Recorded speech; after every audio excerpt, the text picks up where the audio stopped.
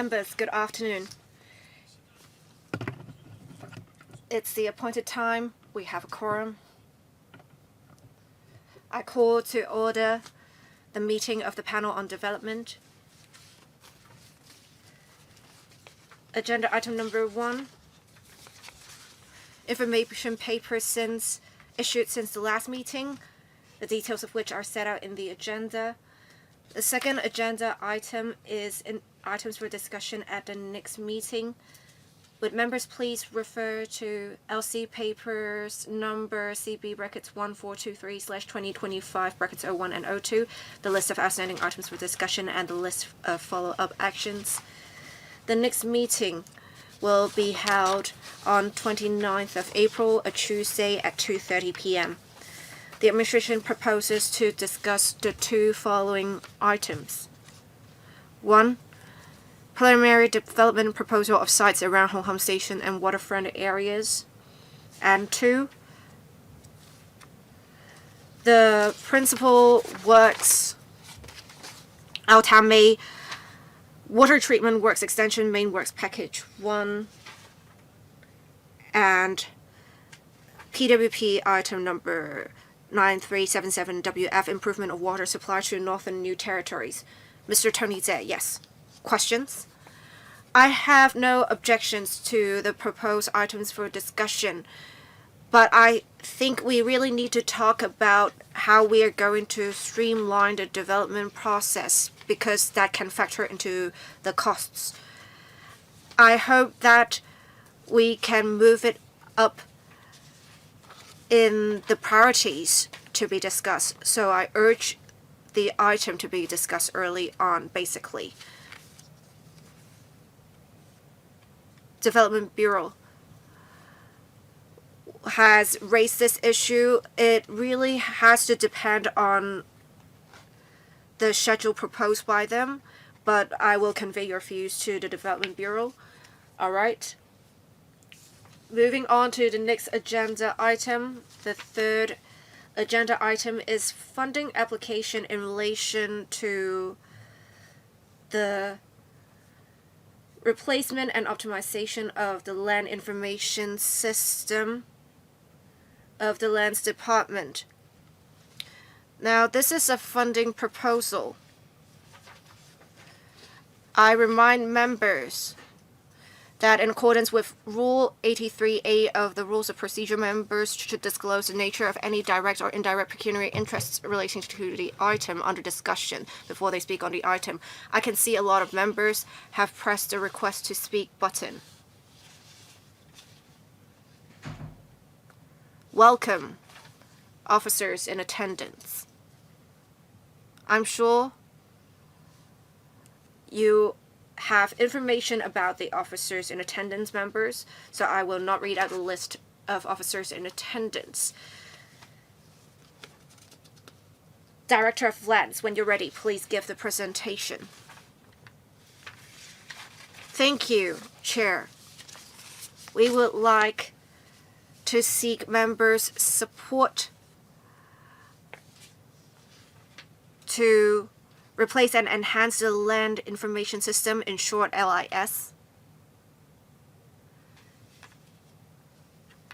In the following, I will talk about how the system works and what the replacement and enhancement would entail. Let me first say, for the LIS, the current system is in the second generation. The first generation was launched in 1989. The system was simple. They would just have paper maps converted into a digital format. With advancements in technology, in 2011, we launched the second generation of the LIS. Apart from storing digital maps, we have also included some geospatial information in the system. With the system, we can provide services to the Lands Department internally as well as other departments. What would the information stored entail? It would include some boundaries as well as topographical data. Such data would come in handy to support the LED's department's operations, as I said earlier, but it would also be useful to other departments as well as members of the public. Let me give you some examples or data. Right now, in the system, we have stored boundary data amounting to 420,000 entries. That would include some land grant records as well as other lot boundaries records. We have also included various forms of spatial data. We have included some other government data on the system as well. The map office would have to prepare different maps. The survey and mapping office, they would have different types of maps prepared for different departments, and they would have to make use of data on the system to prepare such maps. For example, for the electoral constituents, or when we had the quarantine maps drawn during the pandemic. These have come in handy. Apart from map information, we also have geospatial information, as said earlier, and these can be used in some land studies. Or again, another example, during the pandemic, when there were some COVID-19 positive cases, such information can be consolidated for analyses by the relevant departments. With digitalization, we have 40-odd departments, internal communication systems or information systems that would make use of such geospatial information for their operations. We have some emergency systems like the Fire Services Department's mobilizing and communication system, as well as the slope information system of the CEDD. We have also the public as well as some organizations, non-profit organizations that would make use of such geospatial information for their operations analyses. As you may know, in 2022, we have prepared a CSDI portal, a common spatial data infrastructure portal, allowing different departments to make available certain data to support development of the city, and for the 45 departments that have shared data on the platform, their data can be made use of the public. And we have a number of downloads.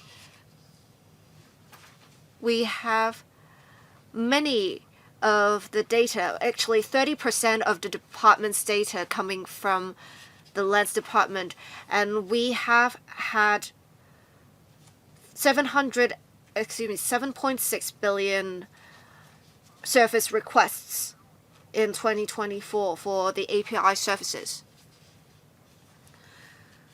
So it seems that operations may have been smooth. Why are we asking for funding? We do face some difficulties. The system has been in use for more than 14 years. It has passed its serviceable life. The problem is we have observed for some core infrastructure, especially with the virtualization desktop interface or infrastructure. The maintenance period is already over, and we were told that the patch support for the operating system software will be discontinued in 2029. There is therefore a need to replace the system. And since the launch of the second generation was 10 years ago, many maps were based on 2D maps back then. As many members may be aware, we are now preparing 3D maps to support the city's development. The second generation of the LIS may not be able to support this. Right now, with 3D data, we need another system to deal with that. There is some problem with interoperability. Another problem is the system does not currently support AI. We have seen with different studies, they are making more use of the AI technology. We need to upgrade the system to keep abreast with the times. In view of these observations, we conducted a feasibility study in the past few years, exploring the option of launching a third generation. Let me talk about some features of the third generation. The third generation will not rely on the virtualization desktop infrastructure. It is somewhat outdated. We will make use of the government cloud infrastructure standards and framework instead.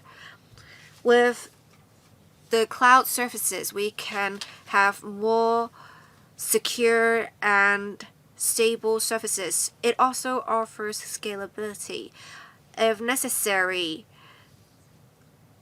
when providing upgrades, it can be done. For the third generation, we will also introduce AI. With these new technologies, we should be able to prepare maps faster. We will refer to international and national standards and develop the relevant database. As for the way forward, as said earlier, we are moving towards 3D maps. When we design the third generation, we will make use of 3D spatial data as the foundation to support 3D spatial analyses and the operations of other 3D spatial platforms. So this is our proposed way forward. As for the timeline, you can see it here. Right now, the second generation is still in operation. And as I said earlier, the system supports the operations of other departments. We cannot cease operations while we are switching or transitioning to the third generation. We need to have a seamless transition from the second to the third generation, which is why we will implement the third generation in phases, in different parts, essentially. First, we will deal with the cloud infrastructure services framework. Next, we would deal with the topographic database system. We will then deal with the land parcel information system. We need to make sure the daily operations of the system won't be affected in our implementation. That is key. The third generation will be launched in full in 3 or 4 years. As for expenditure, for non-current recurrent expenditure, it would be $405 million. For the recurrent expenditure, it will be approximately $32 million. But after deducting the annual realizable savings, the expenditure, net recurrent expenditure, would just be $5 million per year. That's it from me. Thank you.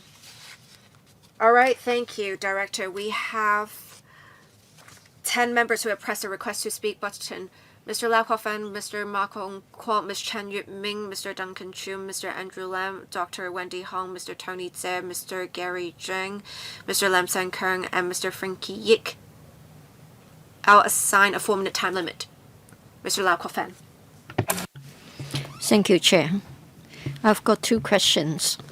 First, in relation to the paper, it is said that in relation to the second generation land information system, in the year 2023, the supplier exited Hong Kong market, and so we couldn't get support. Does it mean that it shows that the government currently relies too heavily on the contractors as well as the software developers? Now that we're going to have the 3rd generation LIS, are you going to find ways to plug the loophole so that we don't repeat this? And second question is, in relation to the spatial data as well as the land information data, I think to me, such will be important assets given our current economic condition for us to set aside money to run this project. You have my support.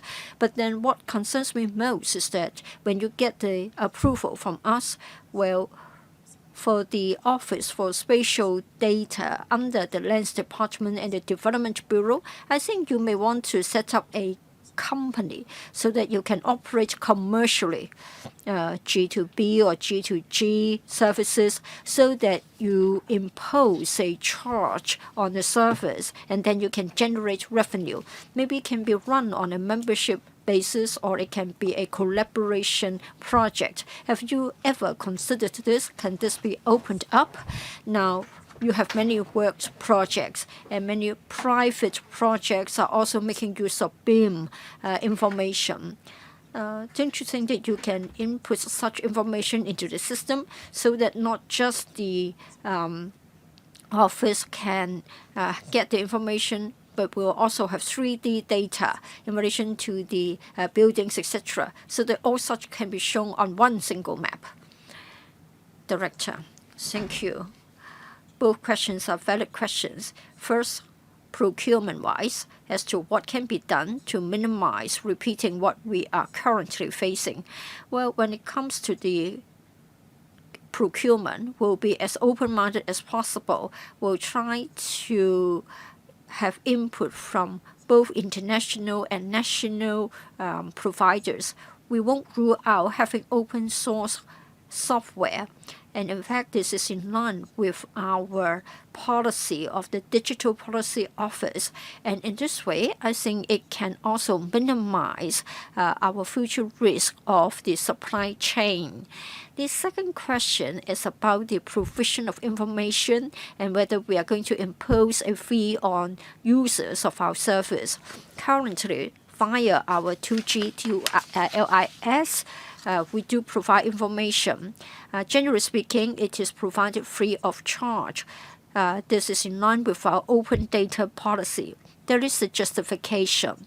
We want to support the development of a smart city by providing more data to the suppliers or different players in the business sector, and if they're able to think of innovative applications so that we can drive the development of our city as a smart city, they will have our support in future when we have new systems. Say, for example, for our mapping and survey office, we may in the future have higher value-added services and products.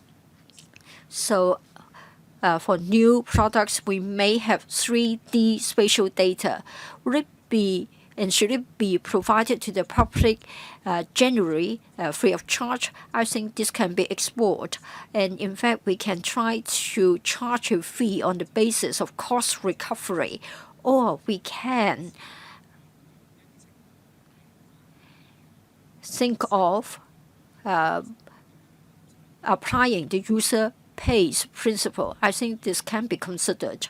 I think just now the member wondered whether we are going to provide BIM information, whether that will be incorporated as well. Please answer the question as well. Well, for the 3G LIS, one important element will be such that it will be different from the current system, which covers 2D information. 3D information will be a main target of our new project. Well, as to the nature of the data, BIM information will certainly be included from both public projects and in future private projects. We do welcome the provision of such information to the government. We have already got a database, but then this is not fully connected with our 2G LIS. For the 3G LIS, we are going to cover all the BIM information so that it will be fully integrated and can be put to optimal use. Next, Mr. Marfong Kwok. Thank you, Chair. In the paper, it is said that some software, some program has to be upgraded from time to time and updated from time to time. I can appreciate that. But there's something I don't quite understand. For the 2G LIS, it was first used in 2011, and its serviceable life is going to end in 2026. Were you aware of that it had only got a serviceable life of 15 years? Another question is that what is interesting is that for the 2G LIS, it can only be run on a specific software. According to my understanding, in the year 2023, the provider exited Hong Kong market. So between 2023 and 2026, how have we been using the service without that provider? My understanding is that when a provider exits a market, usually it will assign a particular company to take over and continue to provide the service. Is it because they weren't able to do that despite trying it, and so they exited Hong Kong market totally? Now, even though the provider has exited the Hong Kong market, I think geographically speaking, it is not present in Hong Kong, but I think they can still operate from outside of Hong Kong because software doesn't observe any boundaries. Otherwise, it worries me as to what happened in the 4 years. Now, in the year 2029, the operating system software patch support will be discontinued. Now, in the first quarter of 2029, you'll have the 3G LIS being commissioned. So I wonder if we can be assured of seamless integration. Director, I'll take the last question, and then the Deputy Director will look at the software issues. The third question is clear. Indeed, that's our aim, that's our target. That is, we hope that the LIS will move seamlessly from 2G to 3G. When we carry out our work, we will phase the project over a number of stages so that at any time we'll still have the system up and running and we're able to provide the most up-to-date information to the public. Mr. Cheung, Deputy Director, please. Thank you, Chair. Thank you, Mr. Ma, for his questions. Now let me answer the questions asked. For the 2G LIS, it had a design serviceable life of 10 years. It was first launched in 2011 and it was run about 2021. That its life cycle was about to come to an end. So at that time, we thought that it would be good for 10 years. Now for the platform, yes, indeed, in the year 2023, technical support was no longer available. We can still use it, but we're not able to upgrade it, and we can't have better elements to fine-tune the upgrading. But then for our day-to-day operation, we aren't affected. It will be until 2029 when the patch support for operating system software ends, then we cannot use it. No other follow-up? Then next member, please, Ms. Chen Yue-ming. I support the replacement and the enhancement. Two follow-up questions. The system has been in use for 10 years. Probably the new system will also have a similar duration of serviceable life. What about the government cloud infrastructure services? Are we sufficiently scalable? The cloud service will involve about $100 million, and many government departments have to procure cloud service. Will the government be interested in having the same supplier so as to lower the cost, or whether the government will have its own cloud service? Now, you pay $100 million for the cloud service. In future, for data flow, for mapping services, does it mean that the cloud service can take that up? And then I think our maps are quite sort of accurate. We have the garrison, we have the military facilities. How are you going to take care of the confidentiality of the military service? What about the national security consideration? Would you bear that in mind when it comes to procurement? And would you do anything about it when it comes to the licensing?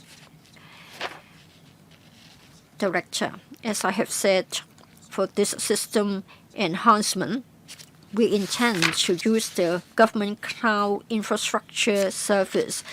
This arose from the consultants' advice on the earlier study, and in fact, the Digital Policy Office also gave the same advice. The beauty of having the GCIS is that by having this service, it means that the security of the entire system can be enhanced. The second point is that since we have got the cloud service to deal with the system, in future, should there be problems with inadequacy of storage, there will be sufficient flexibility for us to easily enhance the capacity. Well, when we try to get the funding from you, we have already considered enhancing the storage capacity substantially. But still, we can't rule out the possibility that in future maybe there is a strong demand arising from the smart city development, and there may be new uses in place. If we don't plan enough, then it means that very soon we need a 4G LIS. Now, we don't have to do that because by having the cloud service infrastructure, we can easily enhance the capacity.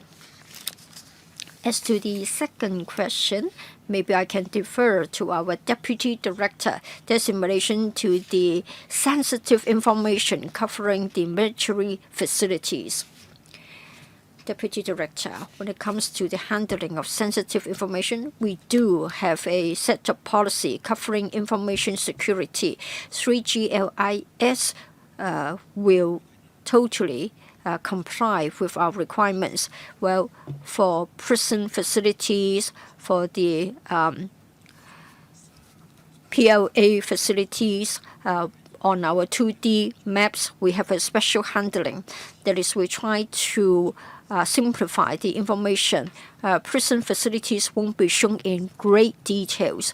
And then for 3D maps for buildings, generally speaking, we do have 3D models for the public to download. But then for sensitive facilities, like military facilities and prisons, we won't provide a 3D model, 3D data for the public. As to the future, whether some special uses can apply for the use of such sensitive information by getting a license, we will consider that in the future. No follow-up, then Duncan. I'm not on the panel, but thank you for allowing me to ask the question. This is important for our innovation and technology development, as well as the development of the smart city. The current one was prepared in the year 2011. So I think things have moved very fast, and so there's no way that this is current. In the future, we want to get hold of satellite photographs and aerial photographs, and it used to be very costly. Today, even satellite photos are much cheaper, and we can make use of drones, and we can have sonar and radar helping us to do our mapping service, and accuracy has been enhanced, precision has been enhanced.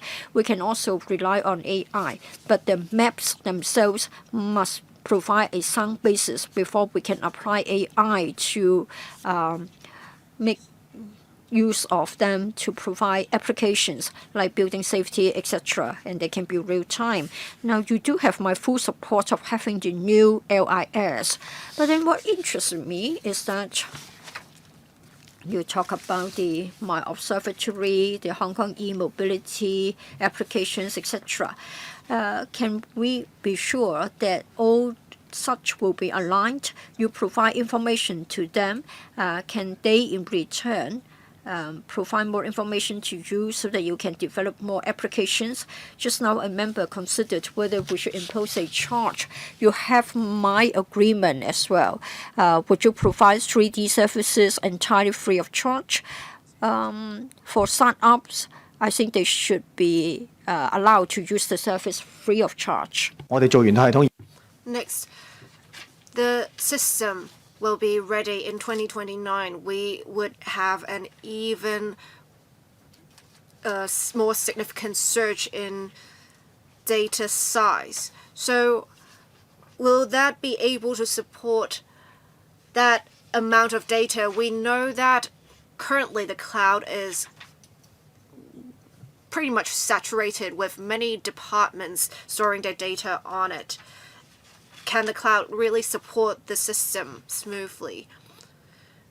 Thank you. Director. Thank you. When designing the third generation, we will refer to international and national standards in developing the database. We try to adopt open data standards and conversion standards so that different departments, maybe the business sector, when they read data on a database, it would be smooth. We also want to make sure other departments can make available their spatial data on our system. So, should we be more ambitious in our storage size? We are quite ambitious already. With the funding of this third generation, it will be tenfold the size of the second generation. But of course, as the members said, we may need to store large amounts of data in future. I believe with the government cloud infrastructure services, the advantage is that it is scalable. It can flexibly allow us to increase data storage if necessary to meet future needs. Thank you. Mr. Andrew Lam, Deputy Chairman. Thank you, Chair. In my opinion, this is essential infrastructure for the city. With many problems in the second generation, there is really no point in just conducting minor upgrades. There is a need to transition to a new generation. I think there's no question about it. The design service period of the second generation is 10 years, but there's no mention of the design serviceable life of the third generation. That's my first question. What is it? And some members have touched on my next issue. It seems that the service provider of the software has exited Hong Kong market since 2023. The patch support for the operating system software will be discontinued in 2029. I want to know more about these. For the third generation, how will you deal with the contract agreements? Who is going to be the developer? We need to know more about the background. Who is going to provide the relevant technologies with such an essential infrastructure? How can you deal with through the contracts the risks of these developers and software providers. Thank you. Director. The third generation, like the second generation, has a design serviceable life of 10 years, just like systems in general. As for the other questions, I'll let Mr. Chung answer them. Deputy Director. Thank you. When launching the third generation, we will conduct some market surveys. We will ask the contractor which software is suitable for our needs and which is the most updated version. We will also refer to softwares in different places, including those in the mainland, as well as open source softwares, so that we wouldn't be limited by having a single service provider, hoping we won't face the same restrictions again. Thank you. Mr. Andrew Lam. Since you have a design serviceable life of 10 years, I'm not sure if the service period will also be 10 years. I think if that is the case, you can just stipulate in the contract that the software provider or the developer would have to provide services for at least 10 years. And honestly, when they talked about the service provider exiting the Hong Kong market in 2023, I'm not sure if that is expected or not. Well, that was unanticipated, which is why we had a design to make use of the virtualization desktop infrastructure. In fact, we only found out in that year that they are going to exit the market. I think, like Mr. Andrew Lam said, we would stipulate in the contract terms, or at least that is something we would consider, that they need to provide services for at least 10 years. I think on this issue, the director said that we will try to make use of open source softwares and technologies in the third generation. If you are using proprietary software less, there should be greater flexibility. I think in tendering, how can you provide better protection with this and in this direction? Thank you, Director. I think if possible, the Digital Policy Office would try to adopt open source softwares so that we won't be restricted by the fact that a supplier is no longer supporting a service. This is something that we'll consider. Thank you, Dr. Wendy Hong. Thank you, Chair. The LIS is a core infrastructure of the city. It is very important for our development in future, and this supports many different applications, such as in the low altitude economy as well as point-to-point transport services. The second generation was launched in 2011. It has been 14 years. Compared to many systems elsewhere, it is outdated and it's very slow. It cannot meet our needs, and the non-recurrent expenditure is $405 million, and you can save $26 million in future. So I think it's worth it. So you will do the tendering this year, and the system will be implemented in full in 2029. Is there any room to compress the timeline in, say, tendering? Can we adopt parallel tendering? Last week, we have commenced a regulatory sandbox for low-altitude economy applications. We would need to heavily rely on geospatial data. And with rapid advancements in technology and with the system only commissioned in full in 2029, will that impede the progress of our development? We also have the CSDI portal.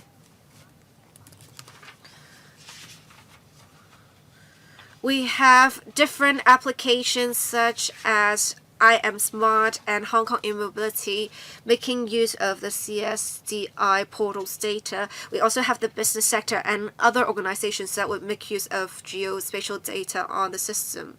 However, some government departments say that they are somewhat concerned, so they don't want to store their data on the system. It has been quite slow for government departments to make their data publicly available. Is there any way for us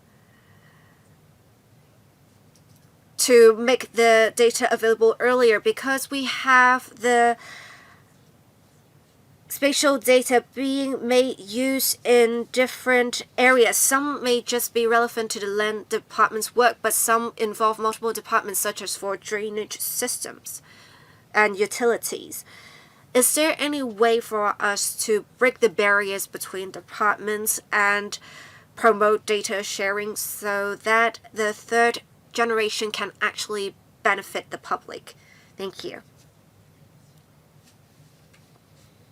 Director, I actually talked about the timeline earlier, with the second generation still in operation and supporting different departments, the business sectors, and the general public's applications.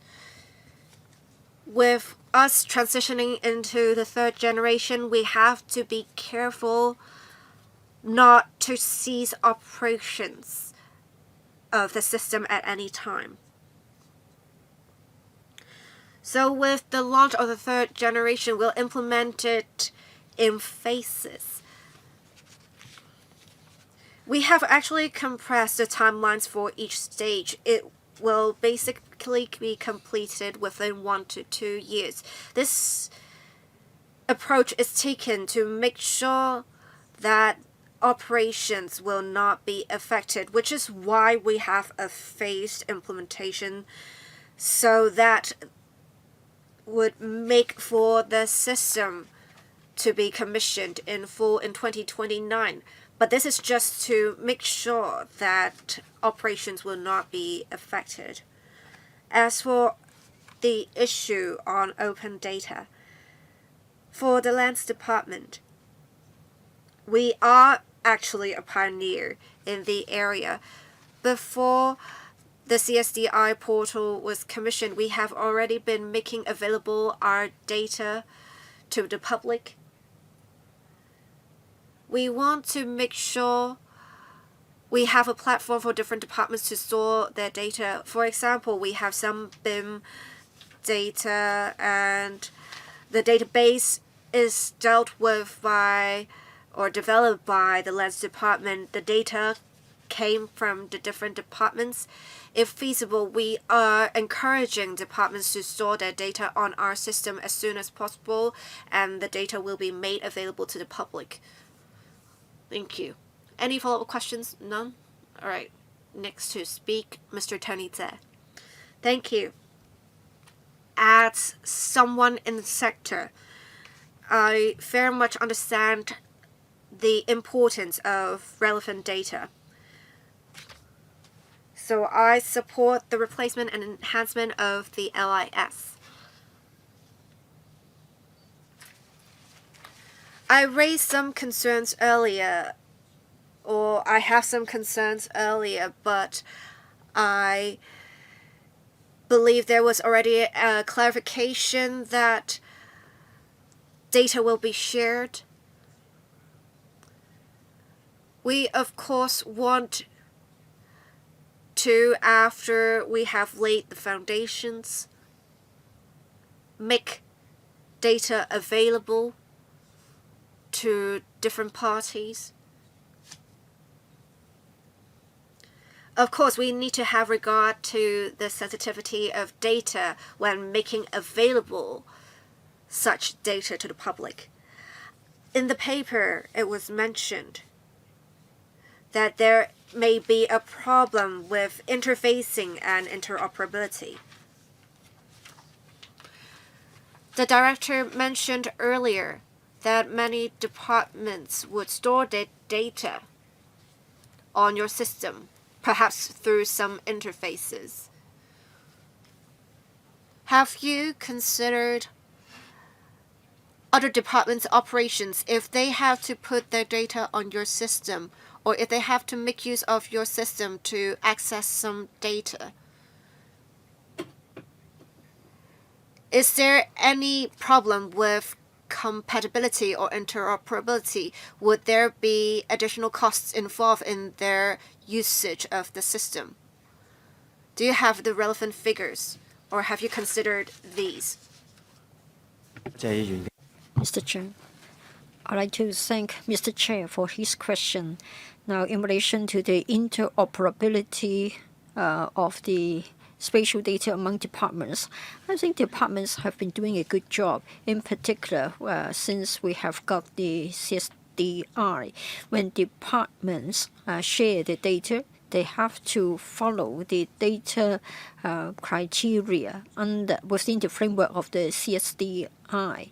So they have to, and they are already providing data that is interoperable, and we have also provided assistance to departments if they're not that familiar with the arrangements. We can assist them with the conversion of formats. So in fact, we have been working on that, and I believe that once we have the 3G LIS up and running, the interdepartmental interoperability would only be better. If I may follow up, $400 million to be spent on this project. Perhaps when departments use your information, can you assure us as to whether there will be additional costs on the part of other departments? No additional costs on the part of other departments. In other words, the $400 million would cover that need, and your recurrent expenditure will cover that as well. Yes, $400 million to be spent on upgrading and enhancing or replacing the system. Mr. Gary Zhang. Thank you, Chair. Like other members, I agree that we should develop Hong Kong as a smart city, and we need such digital data, and we need more than LIS. In fact, at the city level, we should develop our digital infrastructure. Now, for the 3G LIS, when compared with the CIM, City Information Modeling, can the two be combined into one? And what about the interoperability, technically speaking? So what is the future relationship like? And then I have got a few more questions. First of all, interfacing among departments. A lot has been said about that. Other than the works departments, drainage, water supplies, etc., etc., there are also other public utilities like the underground utilities as well as the MTRC. So what about the integration? What is your view? And then members also asked whether we can also accommodate the needs of our low altitude economy. And what about at great vehicular traffic? And what about cross-boundary traffic flow, like the integrated development of Hong Kong and Shenzhen? Well, for Shenzhen, I think they have been moving very quickly in relation to the development of a smart city. So perhaps in future, are we going to be sort of aligned with their sort of features? So a few questions about the technical side of the issue. And then the administration told us that a lot of BIM data has already been fed into our platform. Is it voluntary, or whether you're going to introduce policies, guidelines, or regulations to mandate the provision of such public BIM information?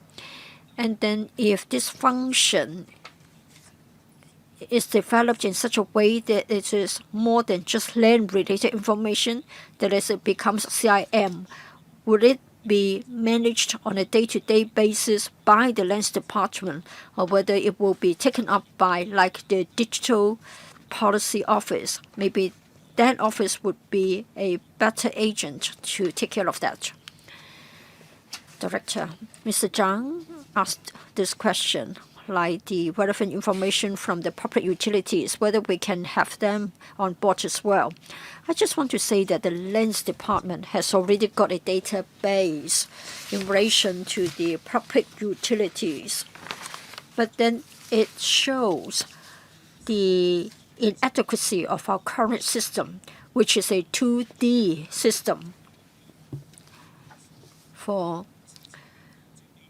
underground utilities that would be better presented in a 3D format cannot be shown. So for the new system, we would like to design it in such a way that we would have 3D maps as our basis. Once we're able to do that, in the future, the underground utilities can be integrated into our new system, so that we don't just have the information, we can also have spatial data analysis.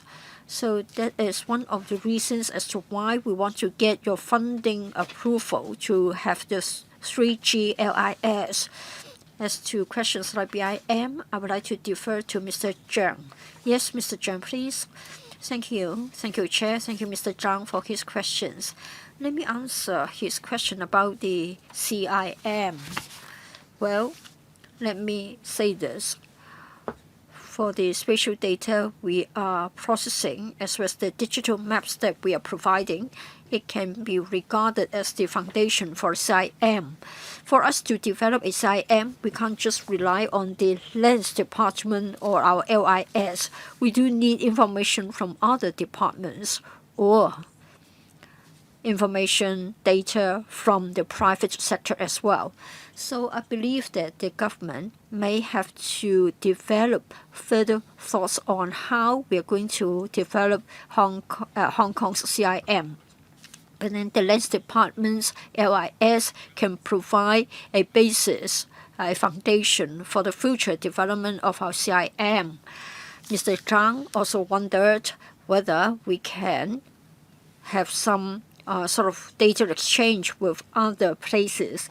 When we develop our 3G LIS, we have made reference to overseas data guidelines. We have also referred to national guidelines. And in fact, we have also liaised with some counterparts in Shenzhen, hoping that in future, some of our data can be exchanged with those of our neighbors. As to the BIM data, as the director has said, currently within the LIS, we do have a BIM database.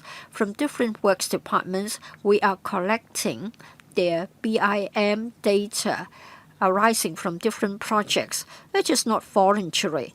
In fact, the Development Bureau has issued guidelines requesting each and every works department, in the case of relying on BIM, must in due course, say for example, when they have got a design model or when they have got a completion model, they need to provide the BIM to the Lands Department for central processing.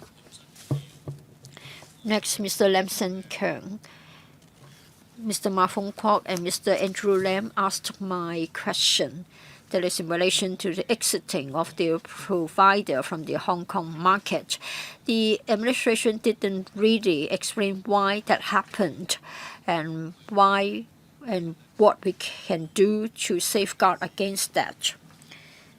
Now, I think it's better for us to have a specialty lawyer to prepare a contract for you. Now, I'm not having some legal advice here. Now, if they are exiting from Hong Kong, if they no longer provide service in Hong Kong, they should provide the original source, and they should also train up Hong Kongers to carry out the work. Otherwise, it's difficult to have the handover. And then in January this year, the Development Bureau said that the land title the Land Titles Ordinance should come into effect, and that would apply to the new land. And in fact, it is also said that the deeds should become digital. This is all because there are just too many documents. If we still rely on hard copies, it will be time consuming, it will be inefficient, there are storage problems. So for this LIS, I want to know whether this particular part will be covered as well, so that we are no longer required to rely on hard copies of the land titles. I hope you will cover this in this round and you don't have to come back for further requests for money. Thank you, Chair. Well, I'm aware of the members' concern. Now we are interested in developing the 3G LIS. When we award the contract, we'll consider having appropriate terms and conditions so that we can avoid having the provider exiting the Hong Kong market. Mr. Lam referred to land transaction or property transaction information. Currently, it is with the lands registry or the land registry. For our system in mind, we may not be covering the property transaction information. Of course, we are aware of the voice in the market as to how we should fine-tune our land registration system. I'll refer your comments to the relevant department. Next, Mr. Frankie Yik. Thank you, Chair. Well, when the director gave us his briefing for this enhancement, it will be a very important part of our move towards a smart city. Well, in fact, other members speaking before me have already taken words out of my mouth, and the director have replied to those questions. I haven't got other questions. Thank you. Mr. Patrick Yu. Thank you, Chair. Well, for the replacement and enhancement of the LIS, you have my support. It has been in place for over 10 years. Because of the problem with the supplier, we can't help but replace and enhance it. $400 million. I'm no expert, so it's difficult for me to comment whether it is expensive or not, but I do see the need to replace and enhance it. As other members have said, we want to enhance the LIS, but what about the data? What about the information itself? It has to be updated as well. For the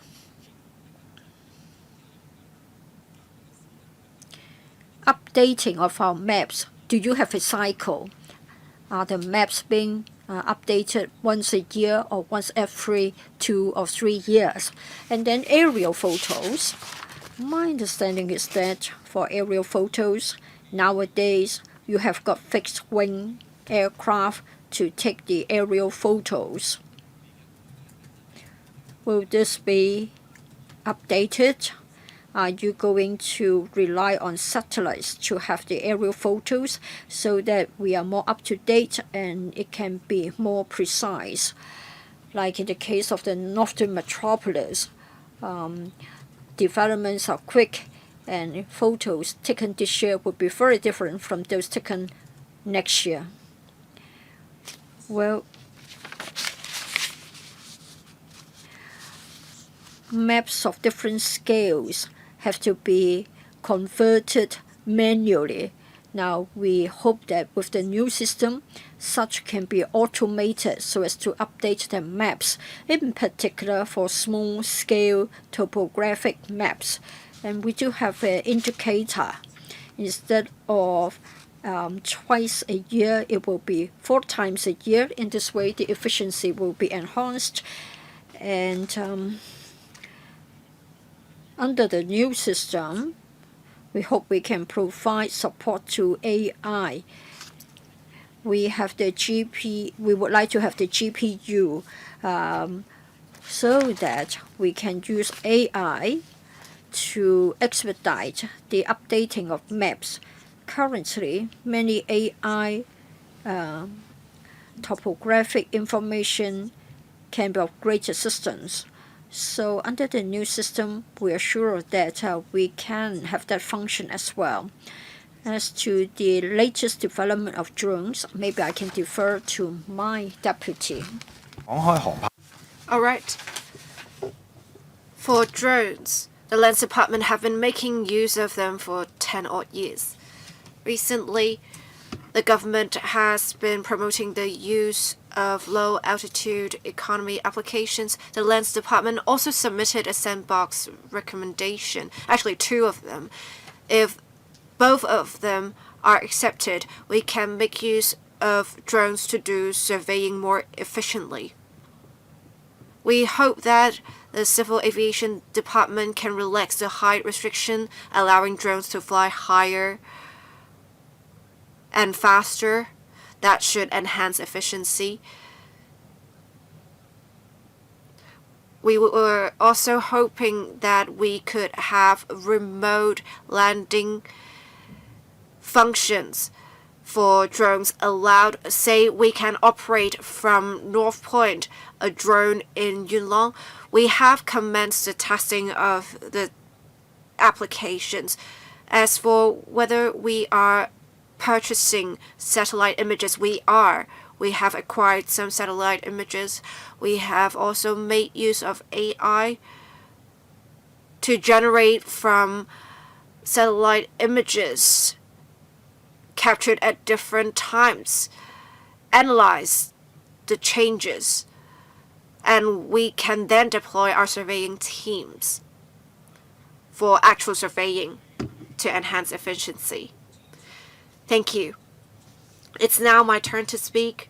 I believe most members support that there is a need to replace the second generation LRS. The second generation is somewhat outdated and would not be supported in future. There is simply a need to replace the system. I also understand that the LRS will be enhanced when we move towards the third generation, which will support smart city development. It will also move from 2D to 3D to support, for example, low-altitude economy applications. It will help us grasp better spatial data, and it will be in 3D form. These will be beneficial. Many members emphasize that for departments and other users of the system, there should be support. I want to ask a question on this. We have talked about data discipline. We have data coming from different sources in future. We have those from departments, those from utilities companies, perhaps. Say those who have installed underground cables or sewage pipes. How can we make sure the data are accurate and updated? And how can you make sure they're entered in the right format? I think we shouldn't only think about using the data or security of such data. We need to make sure when we collect the data and input the data, we have some sort of discipline, and it will be in a singular format to facilitate our usage in future. Chair, perhaps I can answer this question. Yes, Mr. Chen. As the chairman said, for different departments, or say public utilities companies, for the data they provide, we actually have some agreements with them that the data would conform to certain standards, such as the format and the frequency of updating the relevant data. We do not see much of a problem at the moment for sharing of data among departments at the moment. I think in general it would be more problematic when private companies are involved, as the chairman said. Right now, we try to encourage companies because it is not mandatory at the moment to provide such data for the companies. We hope that by promulgating some data standards, companies would provide us with data in the right format and would update the relevant data at a designated frequency. I think with data discipline, it is not just the land department's problem. I think it would involve the whole government. I think on other occasions, we do want to find out more about the government's policy and action plan for this.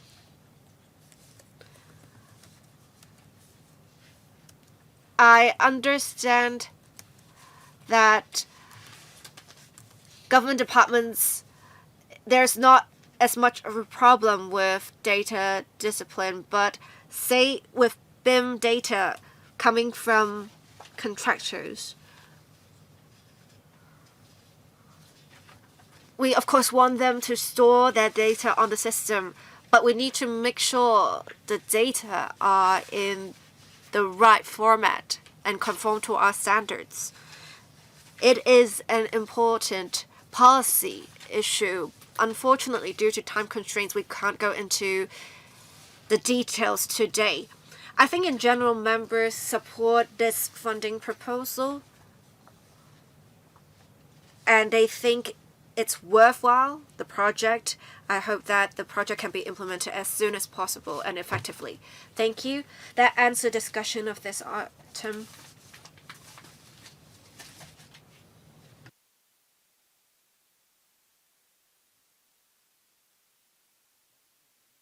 Right. The next agenda item is agenda item number 4, staffing proposals of the CEDD, Civil Engineering and Development Department. The relevant paper is set out in the agenda. I will now invite representatives of the administration to come inside the conference room. We have quite a number of members who have pressed the request to speak button.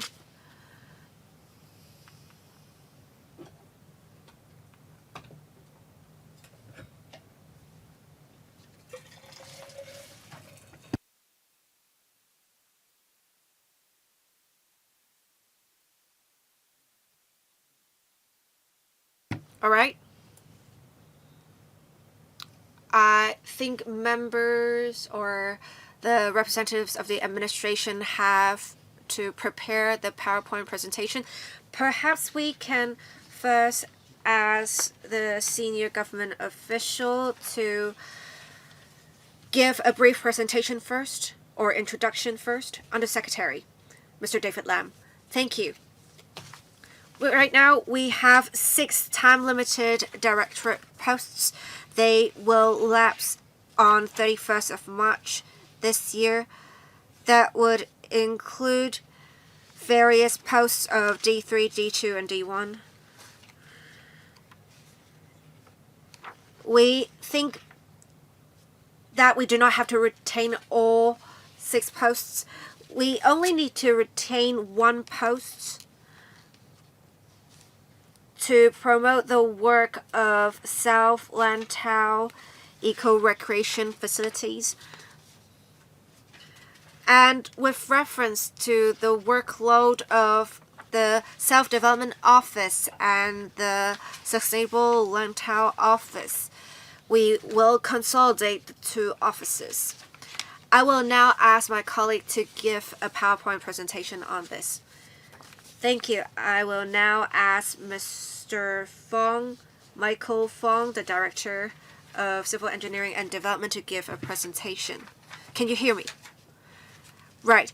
Today, we will brief members on the staffing proposals of the CEDD. One is a time-limited post of Chief Engineer, D1. The Sustainable Lantau Office was set up in 2007. There are currently 8 directorate offices, posts, permanent posts. directorate posts. 2 of them are permanent posts, 6 of them time limited. That would include the head of the office, and we have also the chief town planner and 3 chief engineer posts, as well as the deputy head for these 6 time limited posts. Having considered the workload of the Self-Development Office and the Sustainable Lantau Office, seeing that the Self-Development Office has completed several major projects in recent years that would include the Central Wan Chai Bypass, the Wan Chai North Project, as well as the East Coast Boardwalk Project. We have seen the implementation of various projects of the office moving forward smoothly. It is the right time now, we think, to combine the 2 offices to enhance the overall efficiency and redistribute the workload. We consider that the 5 supernumerary directorate posts can lapse as scheduled. We propose to only retain the existing time-limited supernumerary post of Chief Engineer D1 of the Sustainable Lantau Office for a period of about 5 years up to 31st of March 2030. After the merger, the new development office will be named as the Self-Development and Sustainable Lantau Office. The merged office will have to deal with a heavy workload still.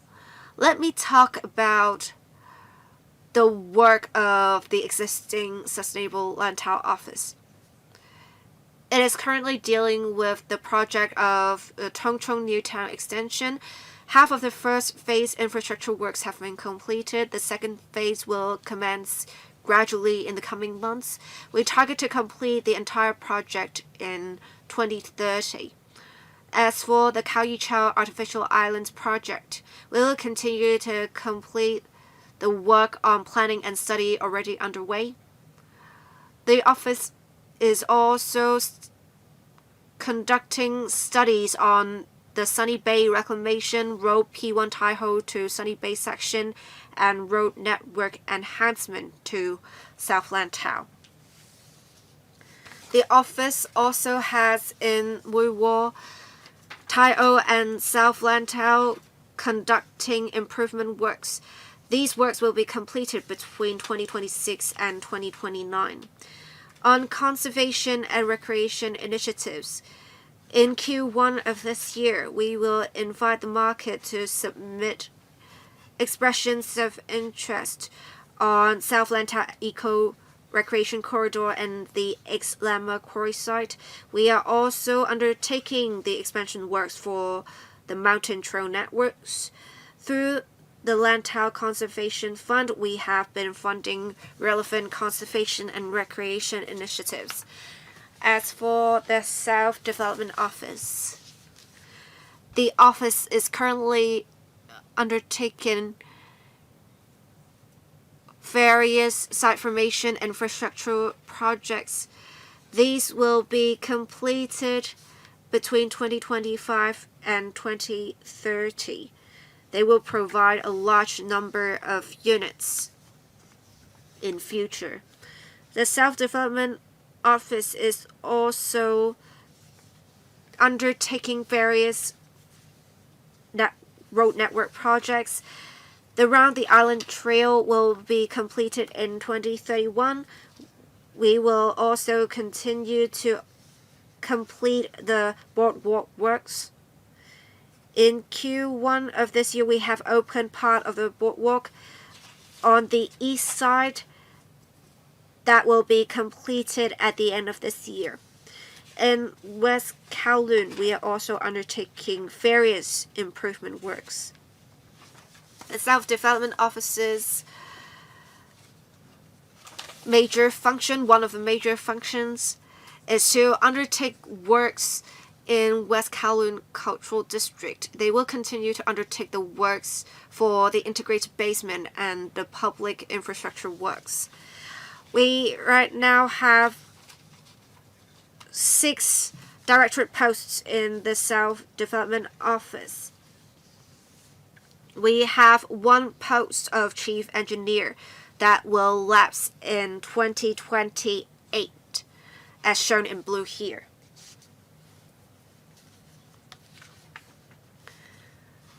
After reviewing the current situation, the workload of the two offices, we believe there is room to enhance allocation of manpower and overall efficiency through redistribution of the work and combining the two offices. In future, the Self-Development Office and Sustainable Lantau Office will be merged into one. Under the new office, there will be 2 new deputy project managers. They will respectively deal with the different projects. Under Deputy Project Manager 1, there will be 3 chief engineers. Under Deputy Project Manager, they will take forward some lantau works as well as conservation and recreation initiatives. There will also be 3 chief engineers under Deputy Project Manager 2. Chief Engineer Self and Sustainable Lantau 4 and 5 will be permanent posts. We propose to retain only one time-limited directed post, and they will be Chief Engineer Self and Sustainable Lantau 6, and this post will lapse in 2030 on 31st of March. 建議 Well, we are going to keep one time-limited chief engineer's post. He will mainly be responsible for the recreational facilities in Lantau, like the South Lantau Eco-Recreation Corridor, as well as the Islamic Quarry Site Development. There are significant projects according to the administration's plans. There will also be the Lantau Trails and Recreation Plan, the mountain bike trail networks in Lantau, improvement works at Mui Wo, Kawi Chau Artificial Islands planning and study, as well as the engineering feasibility study on Sunny Bay reclamation. On this note, I have come to the end of my briefing. 9 members have expressed the wish to speak: Patrick Yu, Michael Tian, Chen Hock Fung, Lau Kwok Fan, Andrew Lam, Wendy Hong, Louis Lun, Regina Yip, and Chen Hampan. 5 minutes each. Patrick Yu to start. 4 minutes each for both the Q and the A. Thank you, Chair. I support the government's proposal. That is, we should merge the 2 offices. And for the 6 supernumerary posts, only 1 will be retained. I think this is a reasonable arrangement. Maybe in 5 years' time, we no longer need the post. Let's hope that all the work can be completed by then, and then we don't need the extension of this supernumerary post. Now for South Lantau Office, or rather for the Sustainable Lantau Office, well, we're really concerned about the accessibility of West Kowloon Cultural District. Whenever there is a large-scale activity, nobody would like to drive there. In paragraph 34, well, in fact, we have the free-flow tolling system, and therefore we can make use of the tolling plaza. I think a road has been planned to exit onto the West Kowloon Expressway from behind the Palace Museum. We're also concerned about the pedestrian connections. From City Center, if you walk along the waterfront to M+, it is a matter of 700 meters. We have got a quality waterfront, but unfortunately, the access has been blocked as a result of the presence of works projects, or rather, it's a works site. Before works is actually being carried out, can we not have unblocked access? Currently, it is difficult to decide whether to drive or to take transport or to walk to the West Kowloon Cultural District. Maybe you should allow free access, unrestricted access, at least for the time being. Thank you, Chair. Thank you, Mr. Yu, for his comments. We've always been re-examining the need for supernumerary posts. In a moment, our departmental staff will look at the question of accessibility. We also want to have a continuous stretch of waterfront. We have the harbour office. As to the site in question, it's a works site. As to whether it can be open to pedestrians earlier, we will go back to consider the matter together with the West Kowloon Cultural District Authority. The other questions can be taken up by my colleagues. Who will take that up? Mr. Chen. Mr. Edmund Chen. Thank you, Chair. For Site 4, now that the franchise has been returned to the government, we have been looking at the development of Zone 4 of WKCD. Drainage, water supply, etc. have already been looked at. We would like to make good use of that place so that there can be long-run development, and we'll try to see how we can have that developed together with WKCD facilities. It is being studied. We are aware of Mr. Yu's concern. Recently, we have been talking to the Transport Department as well as the WKCDA. That is how we can have traffic from Museum Drive to Route 3. We do hope that there will be some progress to be reported to you in the short term. Thank you. Next, Mr. Michael Tian. Thank you, Chair. Now, the government would like to retain this post. Whether you have my support or not, it depends on whether this post of D1 can really deliver, because it's a use of public money. First of all, the artificial islands. Many people would only regard it as a land project, but in fact, Hong Shui Kiu can be connected with the artificial island and then the Hong Kong island. There will be new railway project, and then another railway project is at Siu Lam, and then the rail will be connected with the artificial island and then further on to the Hong Kong island. Now, the artificial island is on the hold. You have many people moving to the northern part of New Territories. We are looking forward to a new railway in Hong Shui Kiu.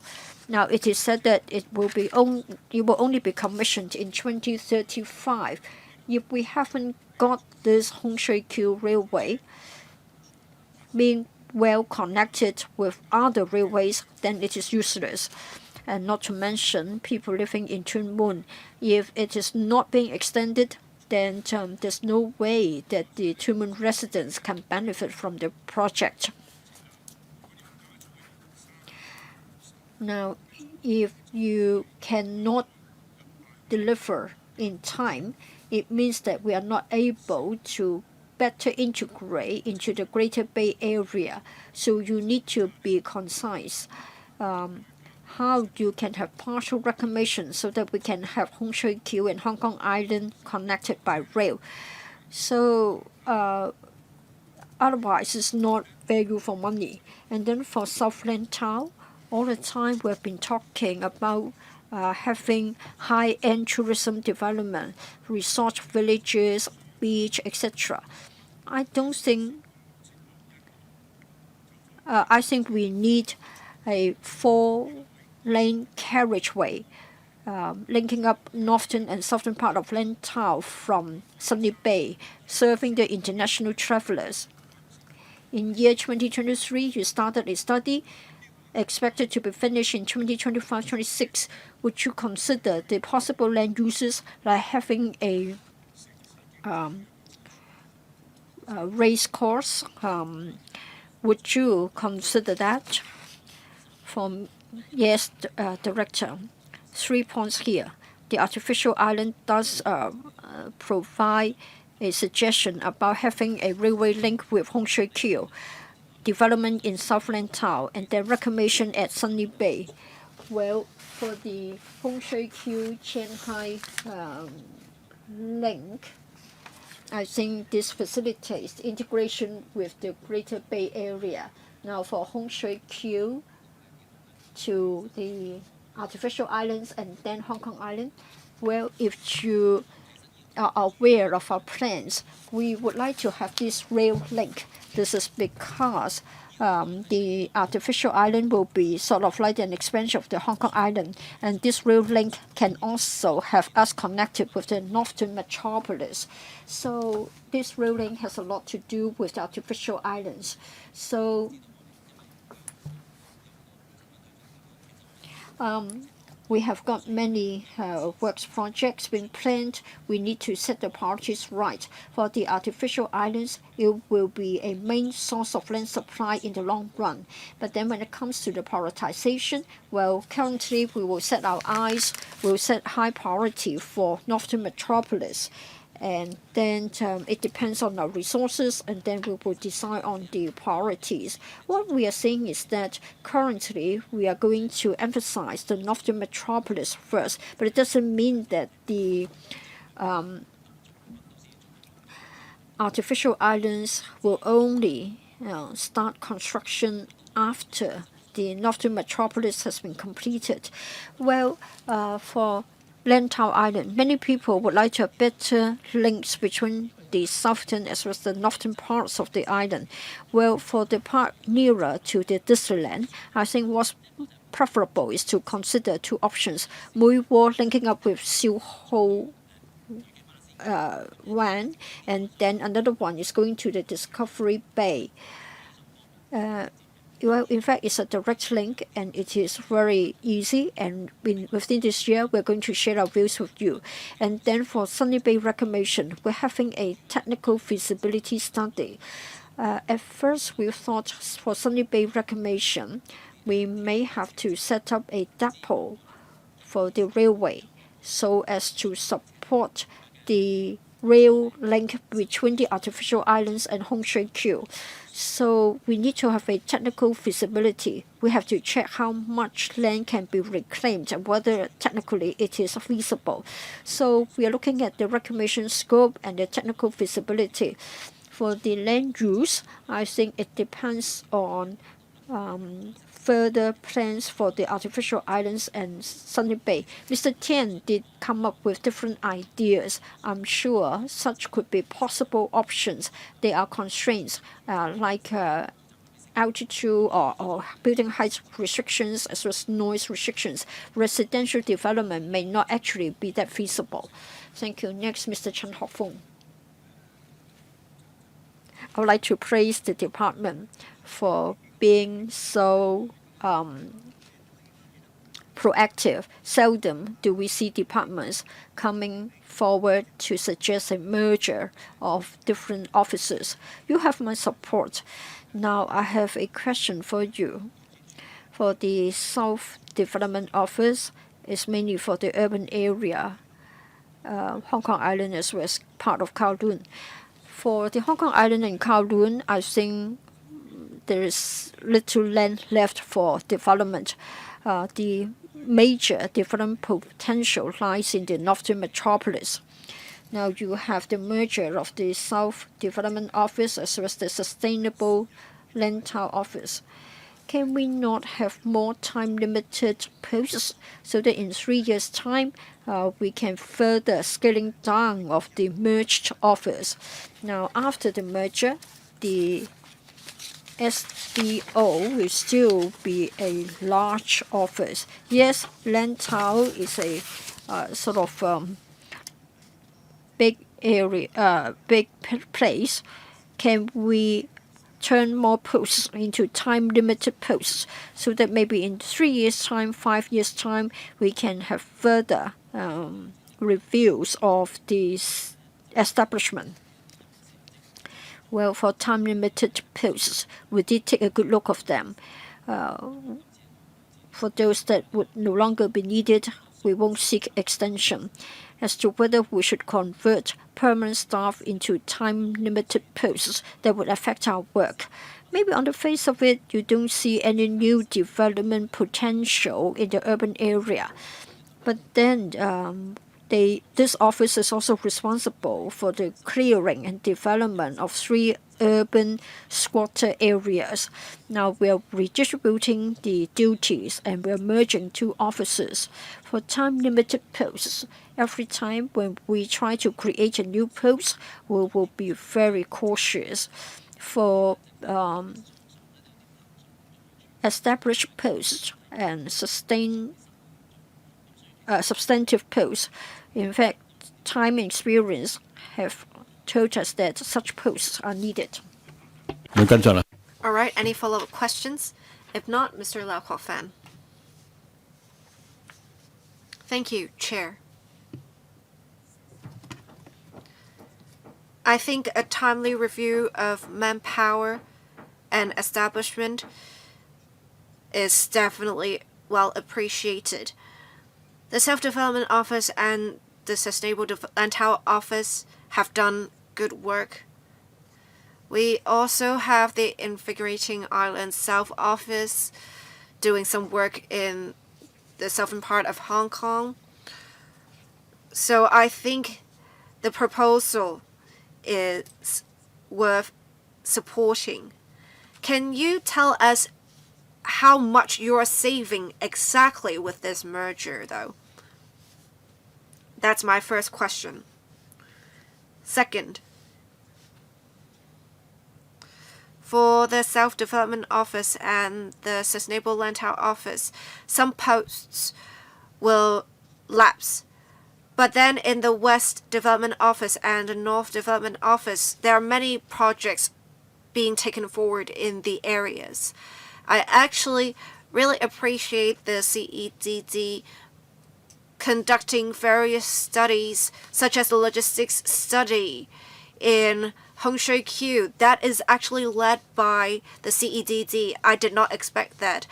Apart from working in development as well as industry research, it seems. So, with the merger of the 2 offices, I think we do support the posts lapsing. But if you are creating more posts in other offices, I think it is not ideal. Can you have a comprehensive review? I think if you say you will let some posts lapse here, but then ask for more posts to be created for other offices, I think you won't get my support. I think you will have your justifications, but I think a comprehensive review is definitely ideal. Can you first tell me how much you have saved with your current proposal? Thank you.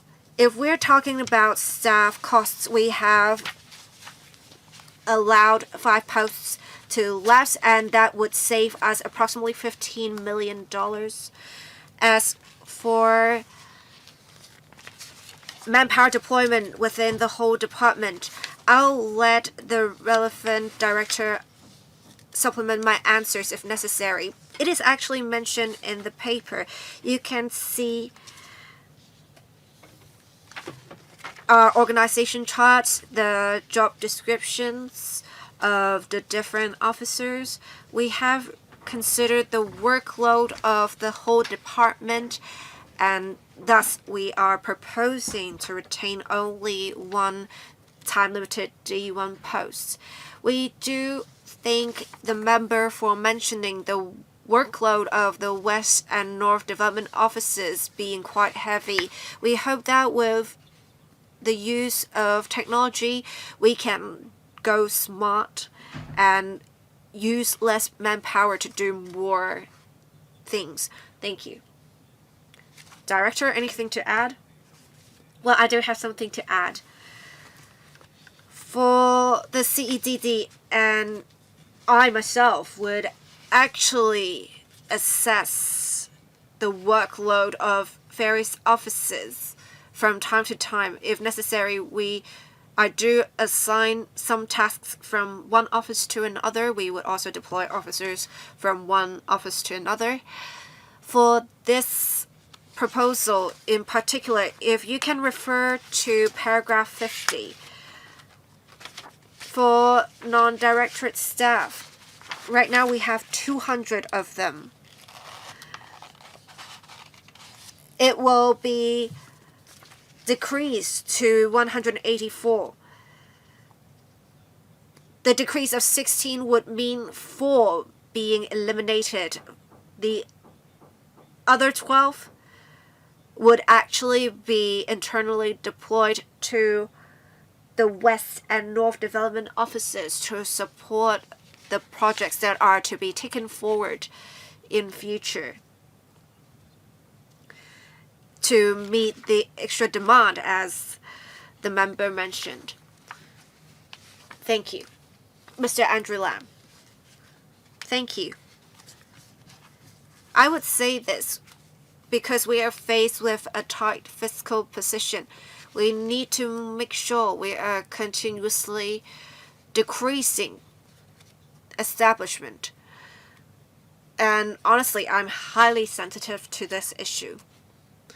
But as other members said, this is also probably my first time hearing such a flexible deployment arrangement. Whether to merge the two offices is the cherry on top, but I can see your determination. I very much appreciate it, and I definitely support the direction you're taking. With this, I do have some questions. I can see that with your proposal, under the flexible deployment arrangement of the director, the self-development office has been taking up various kinds of work. And last Wednesday, during the motion debate, we discussed how we can make good use of shores to develop island tourism. I'm not sure when we're actually going to see results, but this is something that we're doing. And for the Khao Yichou project, we are not giving up on that. We will complete the studies that are underway. As for when the project is going to commence, it is up in the air at the moment. We now have only one time-limited post to be retained under the merge office. Will we be able to deal with the work of, say, developing island tourism, or if we are to commence the Khao Yichou Artificial Islands project, would you have enough manpower for these projects? If not, with this merger, would you still have flexibility in deploying officers from other offices? My concern is, in the budget, we talked about spending $90 billion per year. You haven't announced that just yet, but we will increase our budget to $120 billion. I think the CEDD is going to play quite an important role in development in future. So, what are your expectations for the workload in future? Thank you. Undersecretary, well, actually, the $120 billion figure would be an average figure of the 5 years. As for the workload that we expect for the future, we do have our priority set to develop the Northern Metropolis first. So we may not place as much of an emphasis on the projects undertaken by the two offices at the moment. We do have various projects that are still underway for, say, the Kaoyi Chao Artificial Island studies, as well as the various improvement works in Muiwo and the other islands. We hope that with this arrangement, we can deal with the future workload. We are only basing our analyses on the available information, though. Dr. Wendy Hong. Thank you. The proposal is to merge the South Development Office and the Sustainable Lantau Office, as well as redistribute the work of the two offices and the posts. There was a member who asked about the savings. We have 200 non-directorate posts, and it will decrease to 184 with the merger.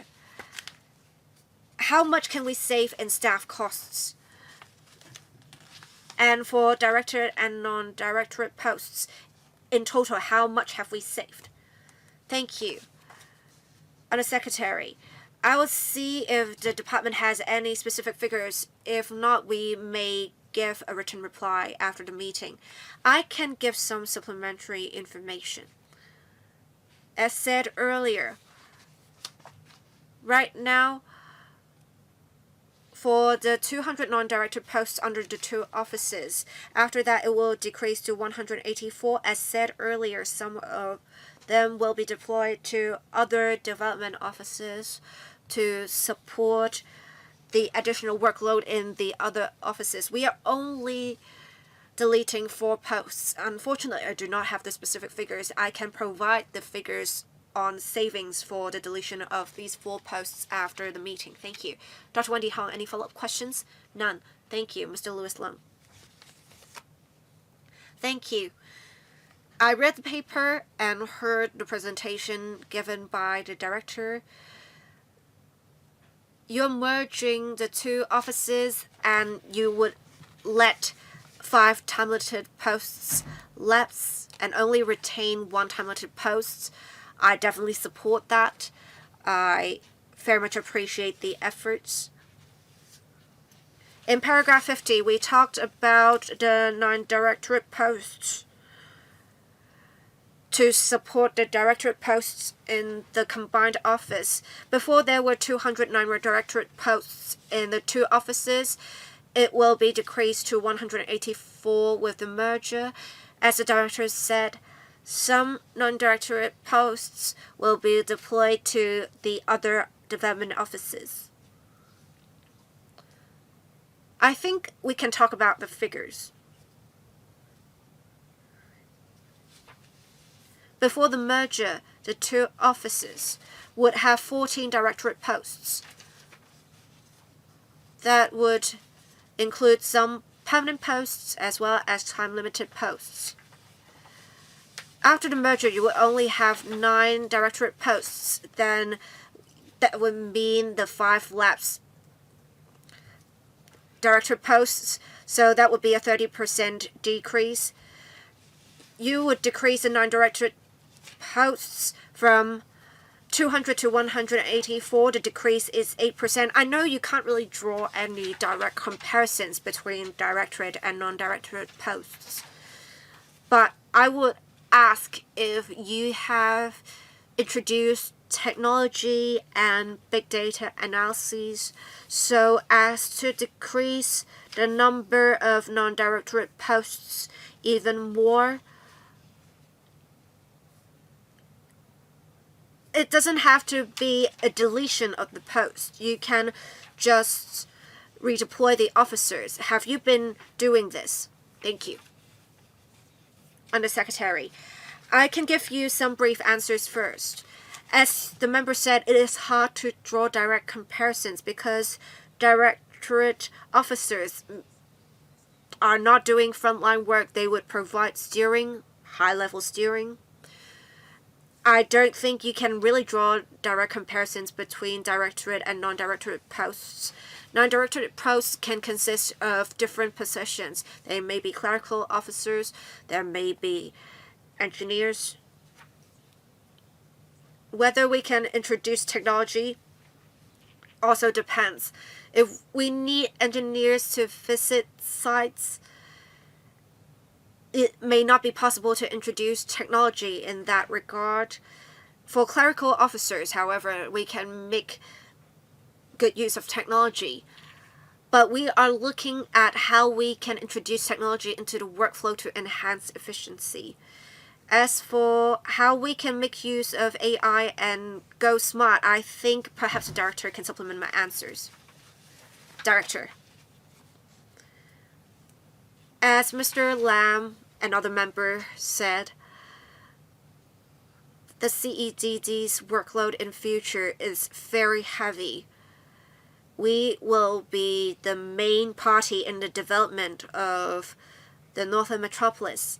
We are actually quite prudent. We have not been creating posts. We are, in fact, also looking to decrease the number of officers involved with the use of technology. We are also going digital. We are also making use of AI and data analyses. We have been trying to adopt more technologies in different areas to support our daily work so that we can go smart with AI. In the department, we are also looking to streamline our administrative workflow. This should help reduce workload of our colleagues. In the past 2 years, we have been promoting the streamlining of our workflow so as to enhance our overall efficiency. Next, Mrs. Regina Yip. Just now, Mr. Chen Hofeng and Mr. Andrew Lam praised the government for taking the initiative to cut the posts. They were praised for taking the initiative. I think it isn't really something they did it on their own, because the FS has already asked for a cut in the number of staff members. That is, by the 1st of April 2027, there should be 10,000 posts less. Well, in fact, we are looking at hundreds of millions of dollars of budget deficit. So you have to chip in relation to the streamlining. So in fact, it is a matter of fiscal consolidation programs. 10,000 posts will not be adequate. Now, for the artificial islands, it is said that you have to continue the planning. I think that's not quite true, right? I think Ms. Lin, has the Secretary for Development, said that certain money has been paid for the contracts. Now, I'm not saying that you didn't do a good job, but then things are changing so very quickly. Will the artificial island be still be a feasible project? Like for the Tung Chung New Town extension, it will take us to 2030. For Mui Wo, we know how big or how small it is. It's just a small place. In the year 2014, you started the Mui Wo enhancement.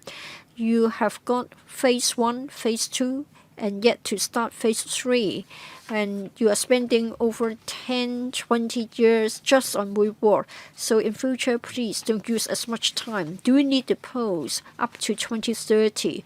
Mui Wo is a very, very small place. Probably in the past, the government didn't consider developing the islands. There was no consideration of utilizing the outlying islands as our tourism resources. You are dragging your timeline, and so you need to keep the post. I just wonder whether you should keep or you need the post up to 2030. Is there room for further reduction on the number of staff members? Well, for manpower, we have been following the central guidelines. For non-directorate posts, we don't have to approach the electrical. But then on the 31st of March, it's time for the time-limited posts to lapse. We look at our manpower needs, we look at the resources required, and so we echo the central requirement in coming up with this proposal. For the artificial islands, you wondered why we still have to start studies. We are simply completing the ongoing studies as to whether it will be outdated. Our studies are technical in nature, like the water currents, the seabed, as well as the technical analysis. Well, the information won't become outdated, so it will still be useful in future when we launch the artificial islands project, and by then we don't need new studies. For Muiwo, let me explain why it has taken that long. We are having sort of beautification projects, and Muiwo should not be affected in such a way that the residents are affected. We have to spend 3 to 3.5 years in relation to the cooked food center. This is because we need to build a new one before we can pull down the existing one. So it takes time to have the transition. As to the need to keep the post till 2030, we've looked at our workload and we believe that 2030 will be about right. Later on, we'll consider whether we need to extend it or not. Mr. Chen Hanpan, Chair, we have got many initiatives planned for Lantau, like those for tourism, etc. I think every time I visit Lantau, I found that many initiatives have yet to be implemented. I think you need to quicken your pace. And then there are also all sorts of studies that are ongoing. Well, if we don't have the reclamation for the artificial islands, does it mean that every item can be stopped? If we just stop midway, then in future, should we need it, then we have to spend another few years to complete it. So for ongoing studies, please complete the studies so that you are ready with the findings. And so for ongoing work, please continue with them and complete them. But of course, I'm aware of the dollar sign. As to the question of manpower, I think the CDD is courageous because in one go, they are going to cut 5 posts. It is commendable. I think generally speaking, given the current circumstances, it will be difficult to ask us to approve your post creation. And it is easier to seek the lapsing of the time-limited posts. Of course, you'll be worried that it's easy to cut but not easy to create new posts. So, as some of my party colleagues have said, perhaps you should consider the inclusion of more posts to be sort of cancelled, and maybe you should consider finding other ways to redistribute the workload. There are people quite used to the work within the CDD. You need manpower for the northern metropolis. Maybe it's better for you to redistribute them instead of asking them to leave as soon as some projects have been completed. So please take an overall, holistic view so that you have got sufficient manpower and you've also got experienced manpower to help you. Thank you. Our studies will not be wasted. One day they will come in handy. Well, we are merging 2 offices. In fact, we have taken a view of all the offices within the department. We weren't just looking at 2 offices. the director is the head of the department. From time to time, he will look at changes in the workload as well as the manpower demanded so as to achieve the optimum when it comes to manpower. The last to speak would be Mr. Lam Sen Kern. Thank you, Chair. I agree that among the 6 directorate grade staff members, one should be retained and take care of Lantau. What about the existing 5, the other 5? If you can do without the 5, and now the department is saying that probably there will be retirements, etc. But please elaborate on this. Are you aware as to when they are going to leave the office?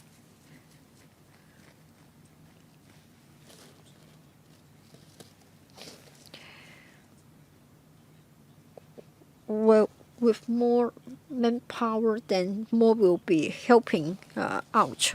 Is that right? Well, I think the question is like this. We have 6 time-limited posts lapsing on the 31st of March. We do have officers taking up the posts. Now, our proposal is that 5 of them will be gone. 1 will be retained. So it may not be the same person holding the post, but someone will be taking up the post. Mr. Lam is interested as to what will happen to the other 5 post holders. Whenever we deal with time-limited posts, we will consider the manpower within the department, like retiring officers within the department. Well, as to whether there is any need to worry about the whereabouts or where such post holders will go, you don't need to worry.